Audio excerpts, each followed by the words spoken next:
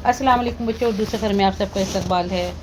9th class के तलबा और तालिबात उर्दू की किताब खोल लीजिए। हमने आपको सबक पढ़ाया था बहस व तकरार। यह है सबक नंबर 5 और इसकी आज हम तशरीह करेंगे। तशरीह में एक तो आपको अल्फाज मायनी अच्छे से आने चाहिए ताकि आप लफ्ज़ों को बदल कर अपने अल्फाज में लिख सकें, और ये पता होना चाहिए कि जो आपका इक़्तिबास है, जो पार्ट या हिस्सा दिया गया है, वो कौन से सबक से लिया गया है और उसके राइटर कौन है, मतलब किसने लिखा है। इसके भी आपको नंबर मिलेंगे। अब जैसे ये सामने लिखा हुआ है पैराग्राफ नंबर 1, जब कुत्ते आपस में से शुरू होकर भाग निकला तक, सफ़ा नंबर 46 यानी 46। ये आपकी किताब में है। किताब में ये 2-3 पेज का ही सबक है। 46, 47 और 48, बस 3 पेज में ये ख़त्म हो जाता है। तो ये आप इसकी तशरीह करेंगे तो सबसे पहले लिखना है सियाक़ व सबाक़। इस इबारत को सर सैयद अहमद ख़ान के मज़मून बहस व तकरार से लिया गया है। इस मज़मून में उन्होंने गुफ्तगू करने के तरीके पर रोशनी डाली है।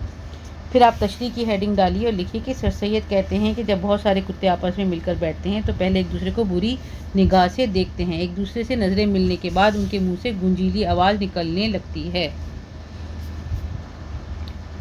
फिर वो थोड़ा सा जबड़ा खोलते हैं जिससे उनके दांत दिखाई देने लगते हैं। इसके बाद उनके हलक से आवाज़ निकलनी शुरू होती है। फिर बाछें चिर जाती हैं, नाक सिमटकर माथे पर चढ़ जाती है, दांत बाहर निकल आते हैं और मुंह से झाग निकलने लगते हैं।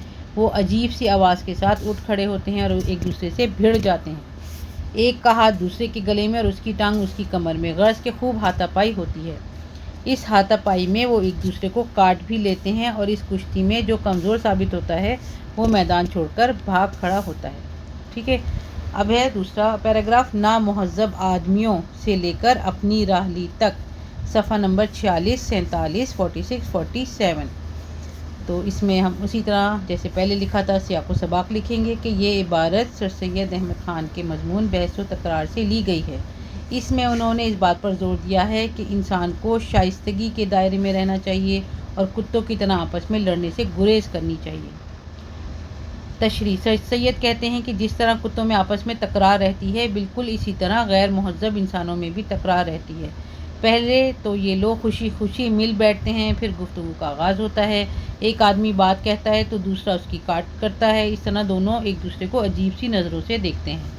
तेवर चढ़ने के साथ ही डरावनी आंखों के साथ उन लोगों का रुख बदल जाता है और आपस में कुत्तों की तरह लड़ने लगते हैं।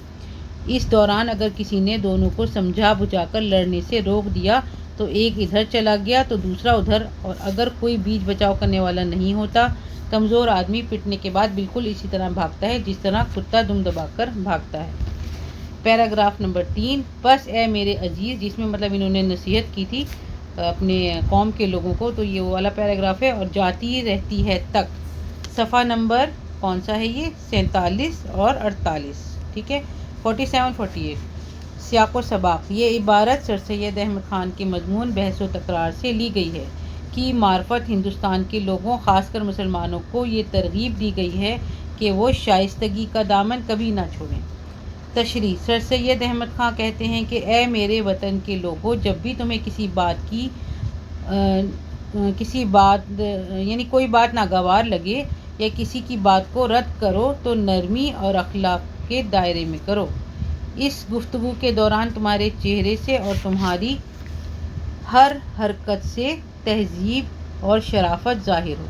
इसमें बनावट नहीं होनी चाहिए। अगर तुम्हें किसी बात की तरदीद करना हो तो भी माज़रत के अल्फाज इस्तेमाल करो। मतलब जैसे अगर आप किसी बात से इत्तफाक़ नहीं कर रहे तो आप जो है अच्छे अल्फाज इस्तेमाल करो। और बात उलझती हुई दिखाई दे तो ज़्यादा तकरार मत करो। जब मतलब बात बिगड़ने लगे तो ज़्यादा मतलब अपनी बात पर ज़िद और तकरार मत करो। और हंसी खुशी और दोस्ती की बातें करके झगड़े को ख़त्म कर दो। और अपने दोस्त को ये यकीन दिलाओ कि इस तकरार की बातों से उसके दिल में कोई कदूरत नहीं आई है। कदूरत का मतलब होता है दुश्मनी, मैल या कड़वाहट। झगड़ा या शुबा ज़्यादा दिनों तक रहने से फ़रीक़ैन के दरमियान मोहब्बत कम हो जाती है और रिश्तों में कशीदगी आने की सबब दोस्ती ख़त्म हो जाती है। मतलब इन बातों की वजह से अच्छे दोस्तों से हाथ धोना पड़ जाता है। ठीक है, ये आपकी हो गई है तशरीह मुकम्मल। और अब हम इस सबक का जो थोड़ा सा काम रह गया है सवाल जवाब का, वो करेंगे। हम ये सबक 7th क्लास को भी पढ़ा चुके हैं, उनमें भी ये सवाल थे लेकिन थोड़े से रद्द बदल के साथ। तो आप देखना नहीं भूलिएगा। उर्दू सफ़र पर